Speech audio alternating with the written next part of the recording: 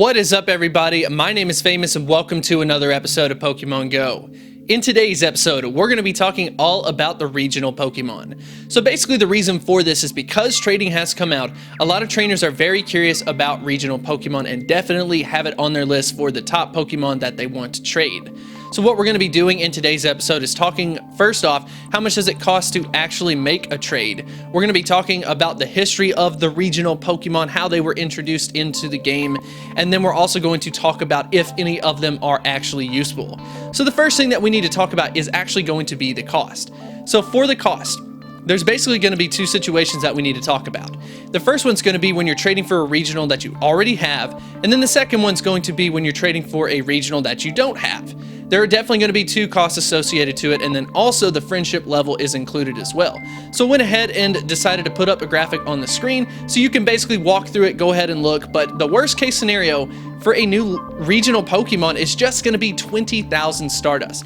Honestly, I think that is absolutely worth it. For myself, from Generation 1, I just need Mr. Mime, a Kangaskhan, and then from Generation 2, I just need a Corsola, and then I'll basically have the Pokédex filled out from the Gen 1, Gen 2 standpoint. So if any of you are at Chicago Fest, be sure to stop by and talk to me because I'm definitely going to want to get some of those regional Pokemon. But let's go ahead and start out with Generation 1.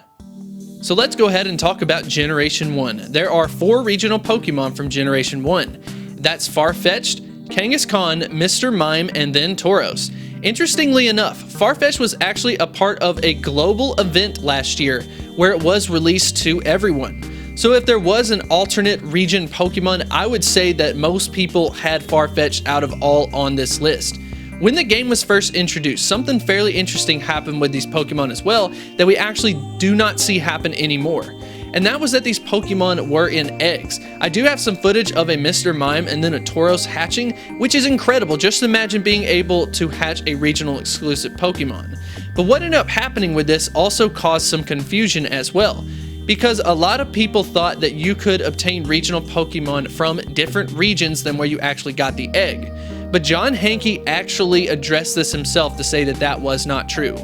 I'm assuming that the confusion was basically the reason why they decided to actually pull it from the game, and that doesn't happen moving forward. I also want to finish off on this list that basically none of these Pokemon are really useful, but they are definitely going to be rare from a regional exclusive standpoint. Later on, after Generation 2 dropped, we then saw 2 from Generation 2, and that's going to be Heracross and then Corsola.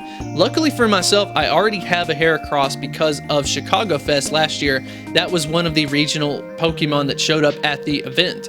And here's something really cool. If there's going to be a regional exclusive Pokemon that you want, it's going to be a Heracross. Heracross actually has some incredible stats. It's pretty good from a bug perspective, but then also a fighting perspective. It has incredible stats. It has a very high CP to kind of reflect that as well. So if there is one that you want, I would say that Heracross is going to be number 1 on my list from a useful standpoint. Generation 3 is really where the regional exclusive Pokemon completely turned up.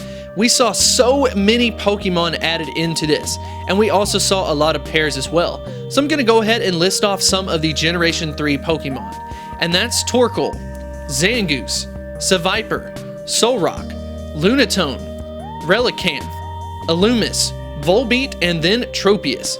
Something interesting about this set is that there's a lot of pairs among it. For instance, we have Zangoose and then Seviper. What they like to do is migrate, but they will never be in the same area as each other. The same thing happened with Solrock and Lunatone, with Pokemon Go actually switching that recently. And then we also have Illumise and then Volbeat as another pairing. So quite a bit of pairings as well. I'll also have a question of the day for you just to see how knowledgeable you are about regional Pokemon. There are actually 2 regional Pokemon that are no longer considered regional. Go ahead and put it in the comment section if you know what it is, but we're definitely going to see something cool related to that, and that's going to be Plusle and Minun. There are going to be shiny variants out at one of the events this summer, so that's definitely going to be exciting. Like I said, they actually used to be regional exclusive Pokemon, and now they are traveling in pairs with each other and no longer considered regional. So that's actually all of the regional Pokemon currently in Pokemon Go. It's quite a bit, but at least with the trading, it's definitely going to be possible. For myself, I kind of have a couple in mind.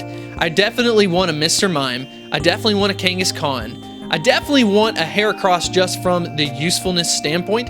I got quite a bit, like I said, from Chicago Fest, but unfortunately I got no decent IVs. But because I already own it, hopefully I can trade it and then get some better IVs.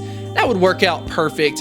And then a couple of other Pokemon would probably be Tropius. I think Tropius looks really cool, and I don't necessarily know a lot of people who have traveled to Africa. So I would say from that standpoint, like a rarity standpoint, Tropius is something that I'm definitely going to try to get. But personally, I think Chicago Fest is probably going to be my best bet. But anyways, I wanted to go ahead and wrap up this video with a question of the day. Which regional exclusive Pokemon do you want the most? Maybe not think about the ones you already have, but the one that you absolutely want the most, the first one that you're going to get in trades as soon as you get it. Go ahead and let me know in the comments section below. If you did enjoy this type of content, be sure to like and subscribe, and I will see you next time.